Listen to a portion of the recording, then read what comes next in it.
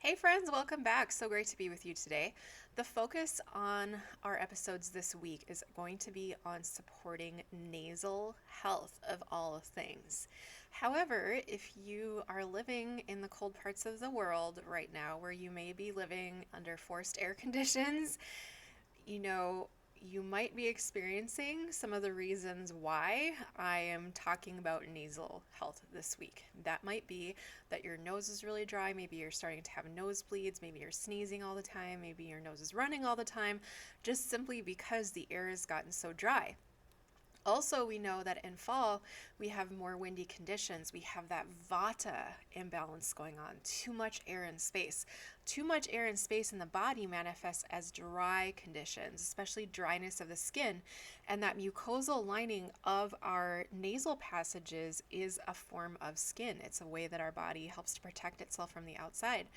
Now, when it gets too dry, those tissues become irritated. They get dried out just like the skin on the rest of our body gets dried out and we have to put lotion on. However, most of us don't think of putting lotion in our nose, although I'm sure some people out there have tried it. One thing that you can do is a technique from Ayurveda. So today I'm going to be talking about Nasya oil, and then on the next podcast I'm going to be talking about nasal steams. Both of these things can be very helpful and very effective for supporting nasal health. Now, a couple of disclaimers that I want to give right away before I get into this subject is that, first of all, aromatherapy and herbalism are not designed to diagnose, cure, or treat any disease. And especially when it comes to the nasal area, we want to be sure that we're not going to do any harm. We're not going to make any conditions that you currently have any worse.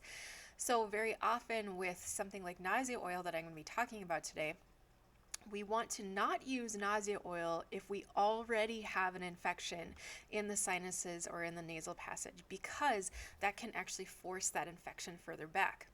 So, Nasya oil we look at as a preventative supportive therapy, not something to use once you already have an infection. My personal experience with using Nasya, though, over the last couple of years has been that in addition to changing a lot of things about my lifestyle, my diet, supporting my immunity with things like beneficial medicinal mushrooms and lifestyle shifts that happen as we move into fall that we learn from Ayurveda, overall, I get sick a lot less. And when I do feel sick, I already feel like those tissues within my nose have been tonified, and it seems like my body can get rid of stuff a lot easier when I'm keeping it healthy. It's the same with as any of the rest of your skin. If your skin's real dry, it's easy for it to become damaged. It's easy for it to become, we're itching at it. Then all of a sudden we have ways for bacteria and viruses to penetrate into the skin because that barrier has been damaged. The same thing can happen in the nose. So, Nasya oil is from Ayurveda, and that's one of my very favorite things from Ayurveda that I use right around this time of fall, not at the very beginning of fall typically, but right around this time of fall when things really have started to get cold. I'm indoors a lot more. Even today behind me, I've got a space heater going because it's just hard for the heat to keep up. The heat is constantly running, and there's just so much dryness in the air that all of a sudden I'm like, ugh, I'm constantly blowing my nose. I constantly feel like there's some kind of irritation in there. I feel like I can't breathe through my nose really well. These are all indicators that you're at a point of the year where your body could start to benefit from doing some Nasya oil treatments. So this is the Nasya oil that I like to use. I don't have any connection to this company. This is a company called Banyan Botanicals. They're fabulous Ayurvedic herb people. And this Nasya oil, the base of it is sesame oil, and that's an oil that you're going to typically find used most commonly in Ayurveda. One of the wonderful things about sesame oil as a carrier oil is that it is slightly warming. And when we're talking about fall and things getting colder, we're talking about those excess dry space conditions, the excess vata, the excess air in space. What we want to do is we want to bring in some warmth, and we're used to doing that in a lot of ways. Obviously, we turn the heat on. We also like to make those fall foods that are warm and cozy, the chilies, the soups, those types of things, adding more spices to it. Maybe at this time of year, you also start to do a golden milk in the evening that incorporates that warmth and that spice. Maybe you're drinking more tea. So in all of these ways, we bring in the warmth, but we don't realize that we can also do that topically on our skin with something as simple as a carrier oil that we choose. So during spring and summer, I like to use sunflower oil, but in fall and in winter, I like to switch over to sesame oil. And I love that they've used sesame oil as a base. In addition to that, there's also olive oil, which is another kind of do no harm carrier oil. It's very soothing to the skin. And then this contains 3 herbs and 1 essential oil. The first herb is brahmi. Brahmi is a wonderful herb that has many, many uses, but for the purposes of Nasya oil, it's there to support mental function. Now, I'm talking about Nasya oil in terms of the physical benefits that we experience from using it in terms of supporting our nasal health. But the other reason that people use Nasya oil, and this will make more sense when I explain how to use it, is to open the third eye and to support concentration and mental connection, if that makes sense. So brahmi is there to help support that. Then it has calamus. Calamus is an herb. It's an interesting herb. You're not going to see it recommended for use a lot of places. The purpose that it serves within the Nasya oil is that it's very expectorant, meaning like as soon as that stuff touches your nose, you're going to start to feel like you want to sneeze, and I'll tell you how to overcome that. But that is the thing that starts to get old gunk out, that needs to get gunk out. And then the last herb that's in there is skullcap, which is one of my very favorite nervine herbs. It's incredible as a tea, as a tincture, and in your Nasya oil. It helps to calm your nerves down. Who doesn't need that?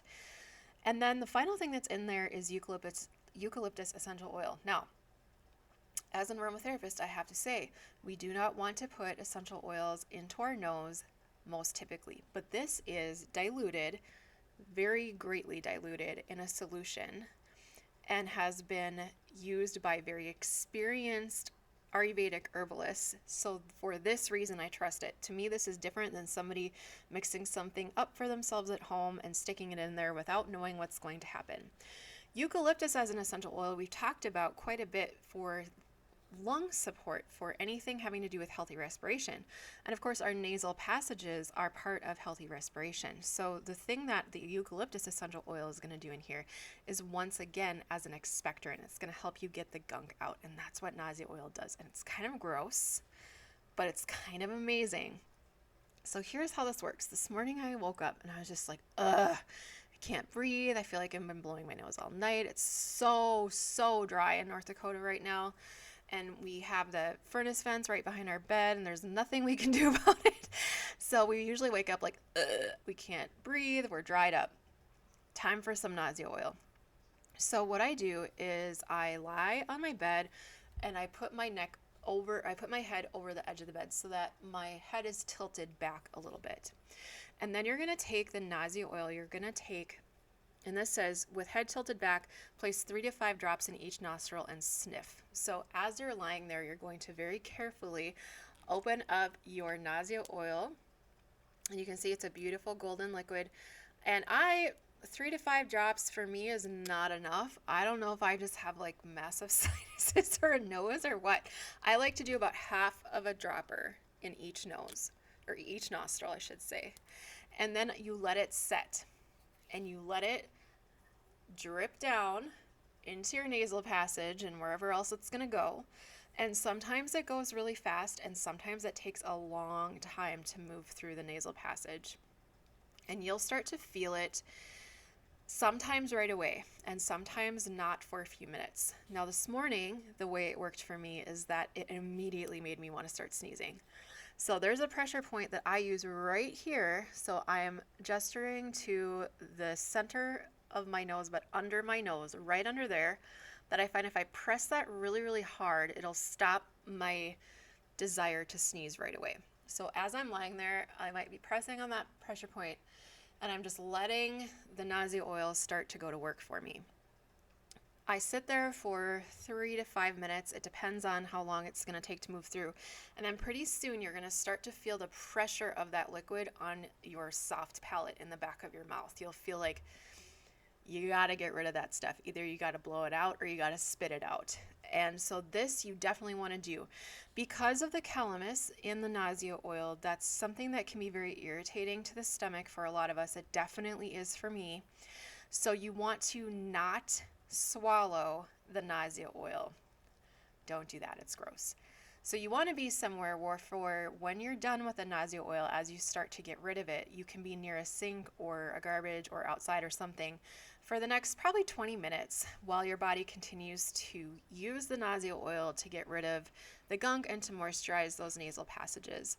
So usually within 5 minutes after putting the Nasya oil in, I'm starting to feel, okay, I need to start to get rid of that. So then I do start blowing my nose, start spitting it out, and that'll last for a good 20-25 minutes. And then suddenly you'll be like, oh my gosh, I can breathe again, and I don't feel like I'm struggling to breathe, and I don't feel like my nasal passages are so dry, and it's amazing. So I would not use this personally more than 1 to 2 times a week. There is not any kind of a direction on here about how often to use it. But I think if you just use the physical cue of, man, my nasal passages are really, really dry and I'm having those particular struggles, that's a really good time to use the Nasya oil.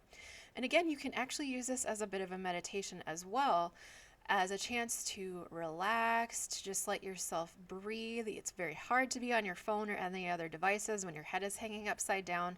So it gives you a chance to focus on your third eye, just close your eyes, focus on your breathing, and allow those nerve and herbs like the skull cap and the Brahmi to help with that mental focus and to help you come into your body and pay attention to what's going on in your body, maybe setting your intentions for the day, maybe saying some gratitudes, but you won't have long because it won't be too long before you're going to need to get the junk out that is coming out with it. So that is Nasya oil, and it's the number one tool that I recommend to support your nasal passage through fall and winter, through the cold flu and COVID season. Again, this is preventative. It is not to be used when you're already sick. Wait until you're feeling better and then get in the habit of using it regularly and see if you notice a difference. I would be so curious to hear your experience with it below. Thank you so much for joining me today. I hope that this was interesting for you. Again, look for the next podcast that's going to also be on supporting our nasal passages with steams through fall and winter. If you liked this, please comment, like, subscribe, and turn on those notification bells.